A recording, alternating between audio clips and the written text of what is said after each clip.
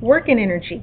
This is the last topic of the semester, and it should be fairly simple.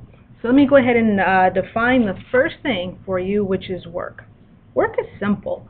All it is the application of a force to move an object a distance.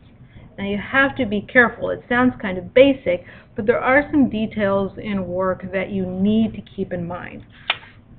So one of the major details is this, is that the force and the distance must point in the same direction in order for positive work can be done. So since I mentioned positive work, I hope that brings to mind that you can do negative work, or negative work can be done on an item or in a system. And we'll talk about a system a little later in the video. So positive work can be done.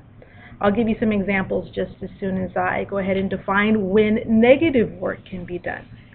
If the distance is pointing in the opposite direction as the force, then negative work is done. So if the distance is opposite to the force, then negative work on an object can be done. So let me show you this little graphic here, and I'll explain positive and negative work to you. Alright, I have a woman here. She's pulling a box, and oh no, we have some angles, but you guys should know how to handle angles by now.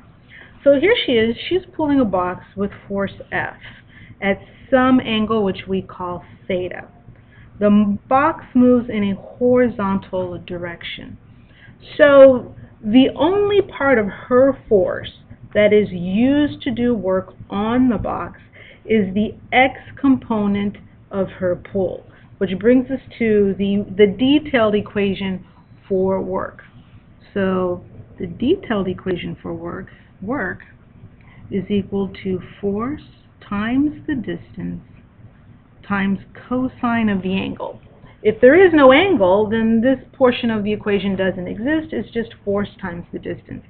And of course, force is in a Newton, and distance is in meters always. We always use our standard units when we do these equations.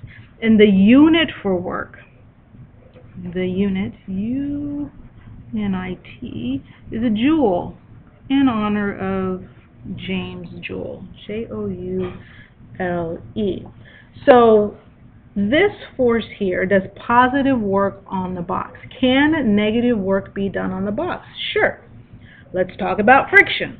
If we talk about friction, the force of her pull is this way, and the force of friction is this way.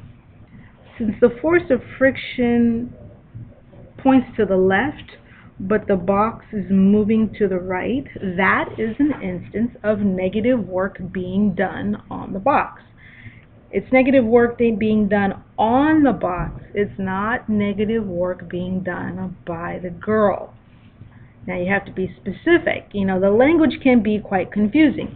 She's doing positive work.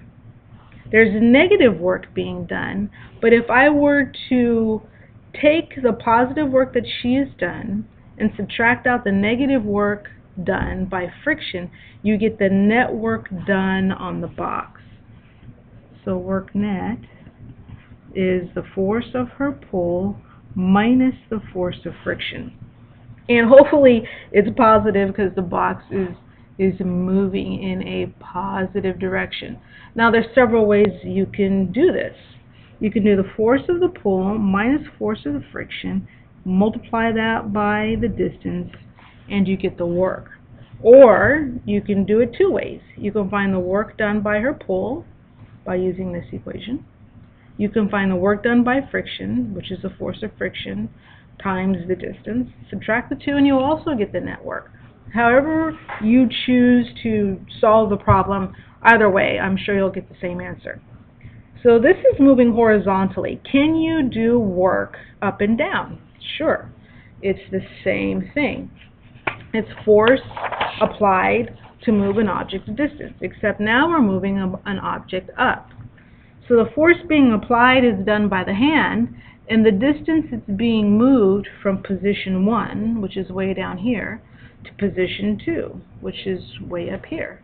So sure, force times distance, there's no angle, so it's just the force, however much this box weighs.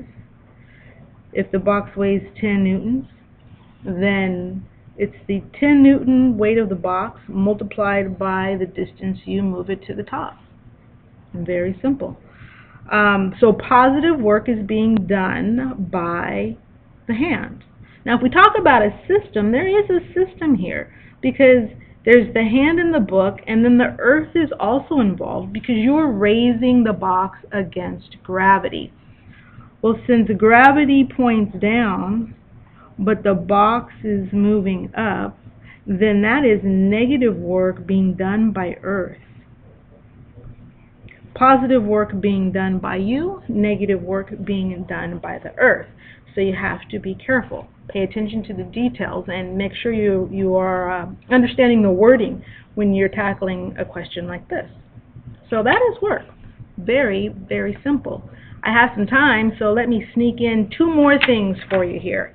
The first thing I want to sneak in is energy. We'll go ahead and introduce energy.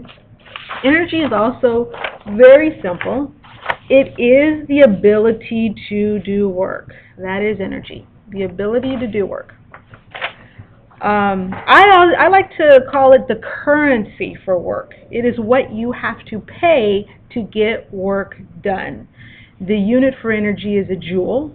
It's the same as for work, Joule. And there's 2 types, 2 basic types, and one of them kind of breaks down a little further. So the first type is the kinetic energy. So kinetic energy is E sub k. The equation is E sub k. K stands for kinetic, is 1/2 mv squared. V is velocity and m is mass. And it is the energy associated with motion. So the faster you go, the more energy you have. But the ratio is a squared ratio, which means if I double the velocity, the energy goes up by a factor of 4. If I triple the velocity, the energy goes up by a factor of 9. It is a direct relationship, but it's a direct squared relationship, and that you're going to have to keep in mind.